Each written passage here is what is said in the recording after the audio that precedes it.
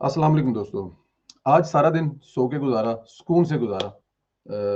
पाकिस्तान के बदलने की खुशी में नींद पूरी की। होती नहीं थी नींद पूरी, लेकिन बड़ी मज़े की नींद पूरी हुई। कल सारा दिन हुआ क्या? सारा दिन कल हम ये देखते रहे कि असेंबली का इजलास अदालत के हुक्म के मुताबिक 10:30 बजे बुला लिया गया था। 10:30 के बाद जो भी चलता रहा वो सारा दिन आपके सामने रहा। उसमें ट्विस्ट जो आया वो रात को 10 बजे आया। रात को 10 बजे अचानक पता लगता है कि दोनों अदालतें, वड्डी भी ते निक्की भी, सुप्रीम कोर्ट और लाहौर इस्लामाबाद हाई कोर्ट, दोनों खोलने के हुक्म कर दिए गए हैं, दरवाजे खोलने के ऑर्डर दे दिए गए हैं। उस वक़्त हम लोग लाइव बैठे हुए थे, देख रहे थे, चीज़ें दिखा रहे थे, लोगों को चला रहे थे, तबसरे कर रहे थे कि क्या हो रहा है, 2 घंटे रह गए हैं, इमरान खान करवाएगा। असद उमर साहब कहते हैं जी मैं अपना 30 साला तल्लक इमरान खान से ख़त्म नहीं कर सकता, जाए कानून भाड़ में, जाए मुल्क भाड़ में, मैं तो ये नहीं करवाऊँगा। इमरान खान साहब ने कैबिनेट की मीटिंग जो है वो बुला ली, और जब कैबिनेट की मीटिंग बुला ली इमरान खान साहब ने, तो अब लग रहा था कि डिसाइड हो गया है या डिसाइड करने लगे हैं करना क्या है। वीलॉग के आखिर में आपको बताऊंगा प्राइम मिनिस्टर हाउस में क्या हुआ, जो कि एक बहुत बड़ी स्टोरी बनी हुई बीबीसी की, वो पूरी की पूरी आपको दिखाएंगे और बनाएंगे कि असल गेम हो भी क्या। लेकिन मैं उससे चाहता हूं पहले आपको जरा शुरू वाला माहौल बताऊं। कैबिनेट मीटिंग के बाद ऐलान ये किया गया, ये जो खत है, तारीखी खत जिसमें पाकिस्तान के खिलाफ साजिश की गई है, वो चीफ ऑफ आर्मी स्टाफ को, चीफ जस्टिस को और स्पीकर को दिखाने का फैसला कर लिया गया।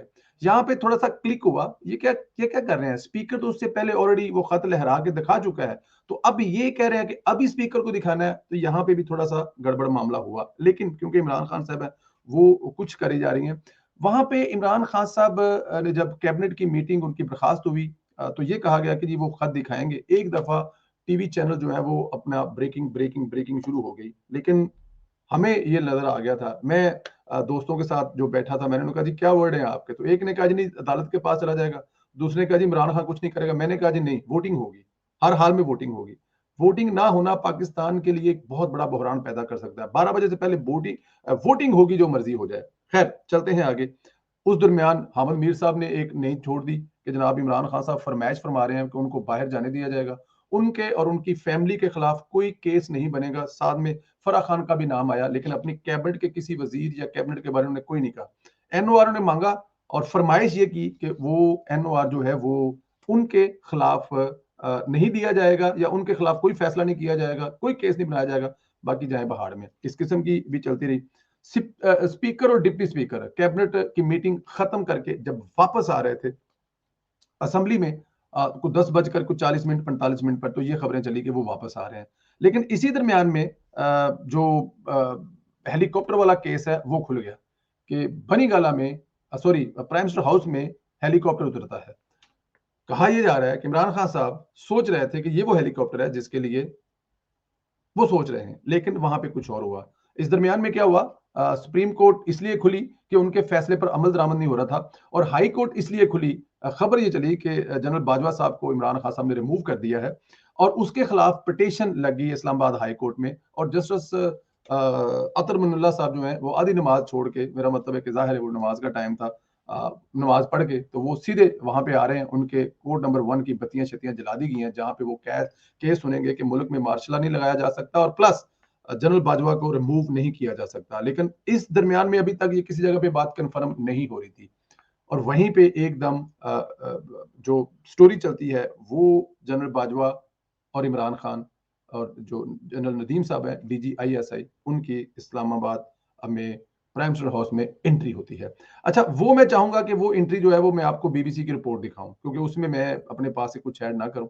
अच्छा, इसमें जी देखिए सैनिचर की शाम को क्या हुआ, ये वहां पे जनाब इसको लिखा ये गया है, मैं आपको पढ़ के सुनाता हूं कि बेशतर अच्छा जी ये है जी, वजीर आजम के खिलाफ तहरीक अदम इत्मीद के हंगामे के दरमियान सैनिचर की शब वजीर आजम हाउस में गैर मामूली सरगर्मियां जो है वो ये जी एक सेकंड जरा इसको थोड़ा सा बड़ा कर लेते हैं जी।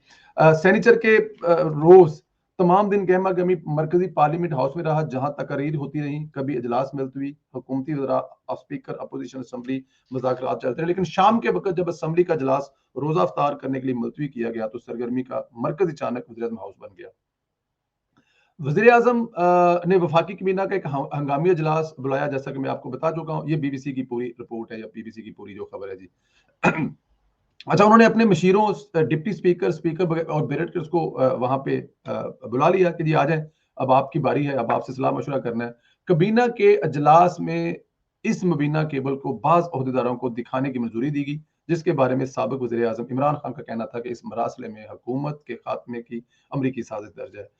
इस दौरान कौमी असम्बली के स्पीकर और डिप्टी स्पीकर भी माननीय वज़ीर आज़म पहुँच गया, लेकिन उन्हें वज़ीर आज़म के दफ्तर के बराबर वाले लाउंज में बिठा दिया गया। इसी दौरान 2 बिन बुलाए मेहमान भी बजरिया हेलीकॉप्टर गैर मामूली सिक्योरिटी और चाको चबंद जवानों के हिसार में वज़ीर आज़म पहुंचे। वज़ीर आज़म से तकरीबन पौना घंटा तन्हाई में मुलाकात हुई। इस मुलाकात में क्या बात हुई, ज़ाहिर है इस बारे में कोई इत्तलात दस्तयाब नहीं है। ताहम बावसूख ज़राए और मोतबर सरकारी ज़राए ने, जिन्हें इस मुलाकात के बारे में बाद में मालूमात फराहम की गई, उन्होंने बीबीसी को बताया कि ये मुलाकात कुछ ज़्यादा खुशगवार नहीं रही।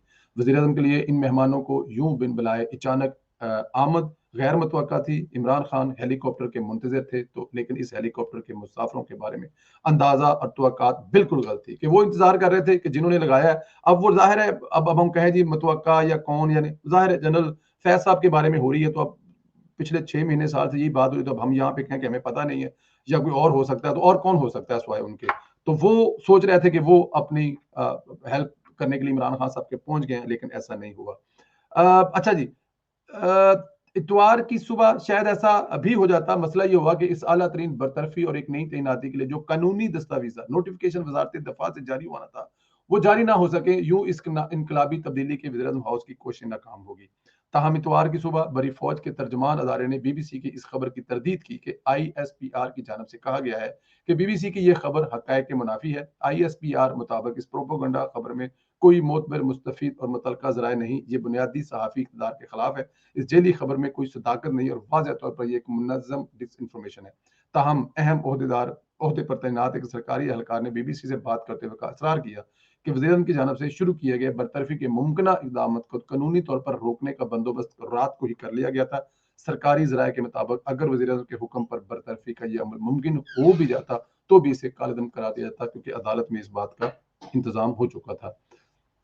अच्छा, हफ्ते की रात इस्लामाबाद को हाई कोर्ट के ताले खोले गए। चीफ जस्टिस मतलब पहुंचा, बताया गया कि हाई कोर्ट हंगामी तौर पर एक पटिशन समाअत के लिए मुकर्रर की जाने वाली है, जिसमें एक आम शहरी की हैसियत से अदनान इकबाल एडवोकेट ने वज़ीर-ए-आज़म इमरान खान की जानब से बरी फौज के सरबराह की बरतरफी का मुमकिना नोटिफिकेशन अदालत में चैलेंज करना था। इस फौरी दरखास्त में कहा गया कि इमरान खान ने सियासी और ज़ाती मकासद के हसूल के लिए अपने इख्तियारात का नाजायज़ इस्तेमाल करते हुए बड़ी फौज के सरबराह और बरतरफ करने की सिफारिश की, लिहाजा अदालत इस हुक्म को बेहतरीन अवामी मुफाद में कलअदम करार दे।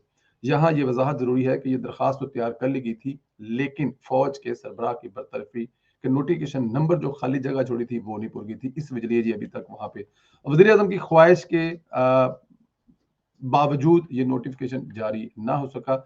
इसमें बहुत सारी चीज़ें जो मिस हैं, वो जो सोशल मीडिया पे चल रही हैं, वो ये है कि इमरान खान साहब पर तशद्दुद भी किया गया, कुछ थप्पड़ और चपेट के बारे में बातें हो रही है, लेकिन ज़ाहिर है क्योंकि वहाँ पे कोई है नहीं जो आपको इसको इस इत्तला को या इस बात को कन्फर्म कर सके, तो ये सोशल मीडिया की बातें हैं जो कि चलती रहती हैं, लेकिन इस बारे में किसी किस्म की कोई तस्दीक या किसी किस्म का कोई इस बारे में नहीं है।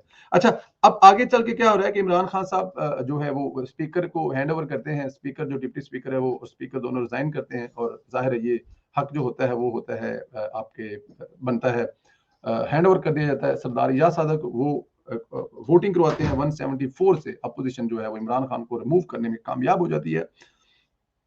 उसके बाद सारी तकरीरें होती हैं, चलता रहता है। आज सुबह क्या हुआ है कि इमरान खान साहब ने जो मीटिंग बुलाई है, उस मीटिंग में अभी तक भी वो लोग, वो वजीर जो 3-4 वजीर हैं, वो अभी तक इसी बात पे फंसे हुए हैं।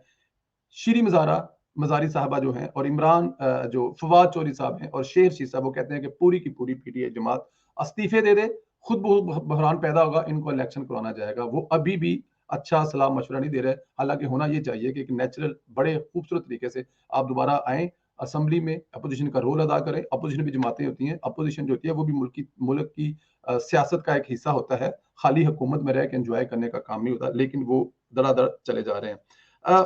अब यहाँ पे ये जो खत है ना, आने वाली हुकूमत को ये चाहिए कि इस खत के बारे में एक आला किस्म का कमीशन बनाया जाए, जिसमें जिस तरह पनामा में हाज़िर सर्वज फ़ौज से एक नुमाइंदगी दी थी, यहाँ पे भी दी जाए ताकि लोगों का इस पे एतबार और बढ़े कि इसमें फ़ौज शामिल है और फ़ौज भी अपना इसमें नुक्ता नज़र दे ताकि ये मामला क्लियर हो जाए। 2 चीज़ों के लिए ज़रूरी है, मुल्क के लिए भी ज़रूरी है और बैरून मुल्क जो हमारे तल्क़ात हैं, उनके लिए भी क्लियर होना ज़रूरी है कि आया पाकिस्तान के खिलाफ साज़िश हुई है और अगर हुई है तो उस पे एक्शन लेना चाहिए। अगर नहीं हुई तो कम से कम जिन लोगों ने ये ड्रामा किया है, उनके बारे में बड़ा सख्त किस्म का एक्शन लेना चाहिए और बिल्कुल इस बात को यकीनी बनाना चाहिए कि उनके खिलाफ कोई ना कोई सज़ा ज़रूर जो कि कानून के मुताबिक होनी चाहिए ताकि आने वाले दौर में, आने वाले वक़्त में ऐसा कोई दोबारी हरकत ना कर सके। ये बहुत ज़रूरी है। मज़ीद जो है जैसे-जैसे चीज़ें आएँगी लेकिन मैंने आपको 10 मिनट में जो-जो उस रात में हुआ वो बताया। अगर इसमें कुछ रह गया हो तो कमेंट करके हमें ज़रूर गाइड कीजिएगा। बहुत शुक्रिया दोस्तों, खुदा हाफ़िज़।